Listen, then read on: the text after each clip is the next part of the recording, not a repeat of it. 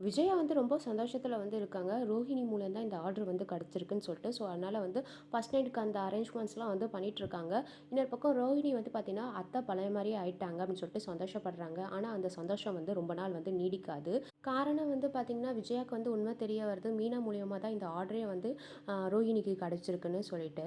இதுக்கப்புறம் வந்து பார்த்தீங்கன்னா, நம்ம விஜயா வந்து மறுபடியும் வந்து ரோஹிணி மேல வந்து செமையா வந்து கோவப்படுறாங்க. ஸோ, அதுக்கு அடுத்த சீன்ல வந்து பார்த்தீங்கன்னா, விஜயா வந்து சிந்தாமணி கிட்ட வந்து சொல்லியிருப்பாங்கல்ல, பார்வதியும் சிவனும் வந்து எப்படின்னா வந்து பிரிச்சு விடணும் அப்படின்னு வந்து சொல்லிட்டு. ஸோ, அதுக்கான வந்து வேலைகளா வந்து சிந்தாமணி வந்து பண்ணிட்டுருப்பாங்க. ஆனா, எவ்வளோ இது பண்ணாலும் வந்து பார்வதியும் சிவனும் வந்து பிரிக்கவே முடியல. உடனே என்ன பண்ணுறாங்கன்னா, பேசாம ஆள வச்சு அவள தூக்கிடணும் அப்படின்னு சொல்லிட்டு வந்து பார்த்தீங்கன்னா, அடியாட்கள்லாம் வச்சு அடிக்கிறாங்க.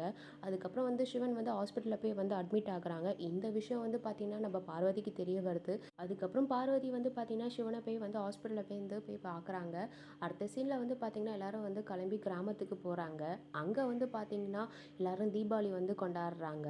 ஸோ, அடுத்த சீன்ல வந்து பார்த்தீங்கன்னா, ரொமான்ஸ் சீன் வந்து வச்சிருக்காங்க. ஸோ, இந்த நடுவுல தான் வந்து பார்த்தீங்கன்னா, ரோகிணியோட விஷயம் வந்து தெரிய வருது. ஸோ, வெயிட் பண்ணி வந்து பார்க்கலாம். ரோஹிணி வந்து எப்படி மாட்றாங்கன்னு சொல்லிட்டு. தேங்க் யூ ஃபார் வாட்சிங்.